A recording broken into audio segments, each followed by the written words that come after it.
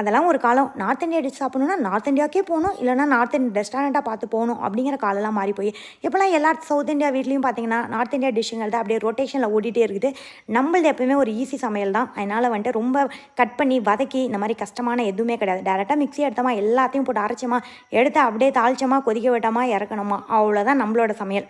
நான் எப்படி சன்னா மசாலா பண்ணுவேன் அப்படின்னா, சன்னாவை காலையிலேயே ஊற வச்சுட்டு கொடுத்து குக்கரில் உப்பு போட்டு நல்லா விசில் விட்டு எடுத்து வச்சுருவேன். அதுக்கப்புறம் மிக்சியில் ஒரு வெங்காயம், தக்காளி, அந்த வேக வச்ச சுண்டல் இருக்குது பார்த்தீங்களா, அதை கொஞ்சம் போட்டு பட்டை, லவங்கம், இஞ்சி, பூண்டு, சோம்பு, அப்புறம் உங்களுக்கு தேவையான மசாலா எல்லாத்தையும் போட்டு அரைச்சி எடுத்து அதுக்கப்புறம் எண்ணெயில் வந்துட்டு ஒரு 2 ஏலக்காய் போட்டு அப்படியே அந்த மசாலாவை எடுத்து ஊற்றி நல்லா கொதிக்க விட்டு அப்புறம் மீதி இருக்க சுண்டலி உள்ளே எடுத்து கொட்டி மறுபடியும் நல்லா கொதிக்க விட்டு கடைசியாக கொஞ்சோண்டு பட்டர் எடுத்து போட்டிங்கன்னு வச்சுக்கோங்களேன், அங்கே தாங்க உங்களோட நார்த் இந்தியா டிஷ் ஹோட்டல் ஸ்டைலில் அப்படியே உள்ளுக்குள்ளே இறக்குறீங்க. அப்படியே கமன் வாசம் தூக்கும் போது உங்களுக்கு வேணும்னா சுகர் போடலாம் 1 ஸ்பூன், இல்லைனா அதையும் இக்னோர் பண்ணிடலாம்.